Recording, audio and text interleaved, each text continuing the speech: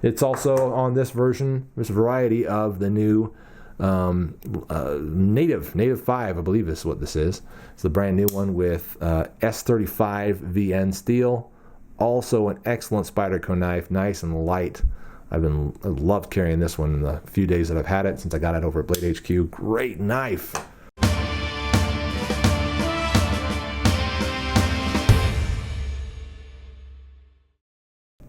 Hey my friends, this is a late Boy Scout with my review of the Spyderco Manix 2 Lightweight.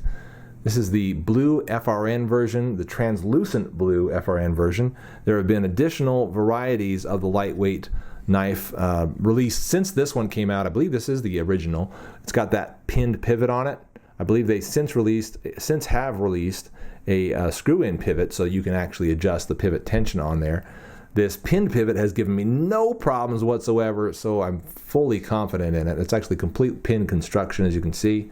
Again, no problems, full confidence.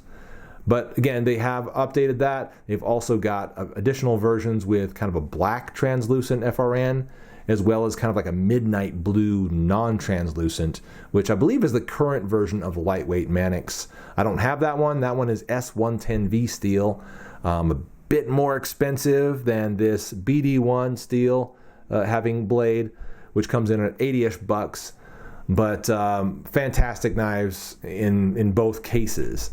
This Manix 2, again, is a very, very attractive knife because of the lightweight. This is one of those that you can have basically an EDC plus size to it, and that's kind of my own definition for a larger sized EDC knife, as I define them. And you can have that larger sized knife for a much, much lighter weight. And that is just exciting. What is the weight on this? It's like 3 ounces. 3 ounces on this sucker. And we can compare this. It compares very, very favorably against many other knives in the same size category. And just outperforms some of them probably. But you can see that this one has gotten some wear on it. I got it secondhand from a friend of mine here on YouTube. And it's been great. Toad Sticker, I believe, is the guy I got it from. How you doing, Toad Sticker? But fantastic knife. It's held up well for me. It held up well for him. And it's just got a great, great edge on it as well. Nice polished edge. Let's talk about some of the testing I did on this. Again, wicked razor sharp edge taken on it initially, and it held it pretty well. So slicing through paper was a breeze.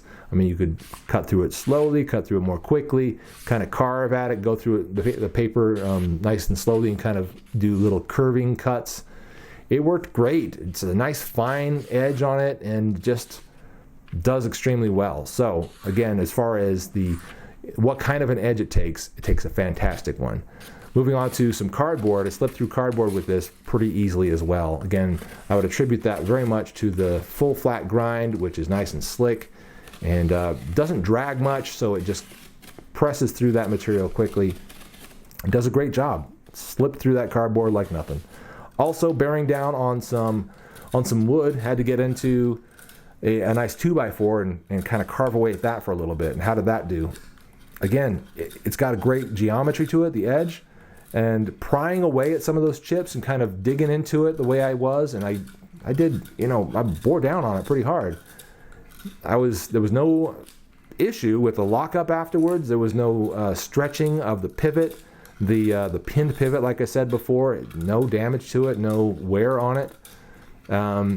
Again, a fair amount of stress and work that I put this knife through, and it did great on that wood. How did it feel ergonomically for it, though?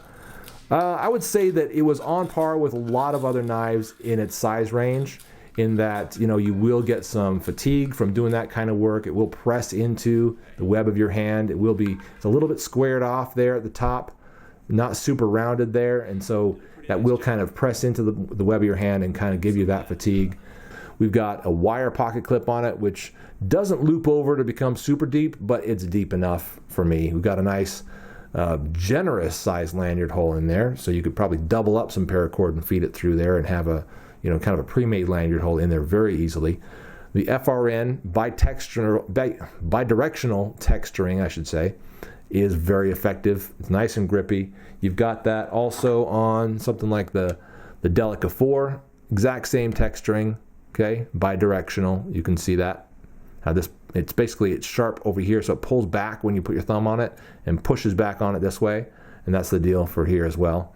It's also on this version, this variety of the new Native 5, I believe is what this is. It's the brand new one with S35 VN steel. Also an excellent Spyderco knife, nice and light. I loved carrying this one in the few days that I've had it since I got it over at Blade HQ. Great knife. But we're talking about the lightweight Manix right now. And I've done a review on the previous version of the Manix, so you might wonder why I'm doing a review on this one, and I kind of hesitated, but this really is a brand new knife. I mean, with that kind of weight difference, it just transforms it. It transforms the knife. Now, it feels similar in hand, but with that kind of a light weight to it, again, the weight difference makes it a completely new knife.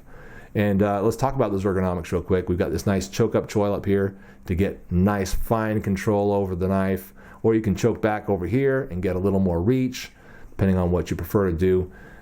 Just a great knife overall. This one does have that full flat grind to it, just beautiful. And is that a kind of a stonewash finish, something somewhere between stonewash and polish, I suppose. Anyway, it looks great. Made in Golden, Colorado, USA Earth. I got to speak with Eric Glesser down at SHOT Show. There's his signature right there. What a cool guy. Not just an outstanding knife designer, but just an easygoing guy who just wants to sit around and chat about knives. He's an awesome guy. So anyway, the Spyderco Manix 2, lightweight. Any version of the Manix 2 is a fantastic knife, but the lightweight in particular, I'm really, really digging it. Let's compare this against a handful of other knives in the same sort of size category, talk prices a little bit. So there's the Spyderco Manix 2 lightweight. Here is the Ken Onion designed CRKT Shenanigan, around $35 to $40-ish. This one I think I talked about. Price range for this one comes in about $80, depending on where you pick it up. We could talk about the Rat Model 1. It's around the same size, AUS 8 steel. How does BD1 compare to AUS 8 on these? I'd say it's a little bit superior. I have a hard time kind of talking about how it fits in with other steels like your 154 CM or your VG10 or your 14C28N. It's hard to talk about how it fits in with those because my experience with this one so far is kind of limited, but I'll learn more about it as time goes on. My limited experience with it is that it's great. It's fantastic. Good edge retention, good corrosion resistance from other people's experience. There's the Paramilitary 2 in S30V. Fantastic knife at around $120. This isn't like, it's really close to this one at around $35 to $40. We brought this out for another video, but I might as well show it again just because I love it.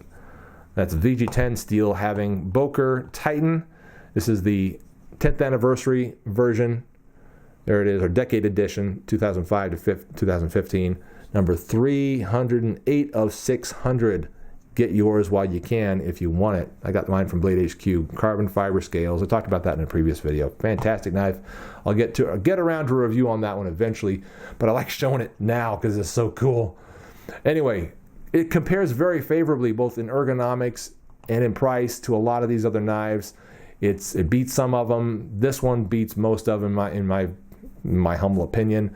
But great knives overall, and all of them are good choices. But I would say that the Manix 2, if you want that lightweight, if that's really kind of your priority, and you want great quality and all that other stuff, gosh, it is a really good choice at around $80. And some of you may be concerned about that FRN. How tough is it? You can kind of squeeze it and get it to move a little bit. But guys, I've had no issues with the FRN. Or is it FRN? I don't know what they call it. Whatever the name of this material is that Spyderco uses, FRCP is what they call it. Anyway, it's fiberglass reinforced copolymer. Okay, that's what it is. But their version of the FRN or the other kind of fiber reinforced plastic material is tough. It is quite tough. So I have no concerns about that. We do have that ball bearing lock mechanism, which you pull back on like so, and that releases it. Thumb hole for opening. You could also just use the ball bearing lock to open and close like so. Works well. And again, it operates really similarly to the Axis lock from Benchmade. We have one of those here in the Mini Griptilian. You pull back on it, and then you would open it like so, then you pull back on it to close it. Operates very similarly, but it's a very different mechanism on the inside. And I think it's very durable. It appears to be very durable.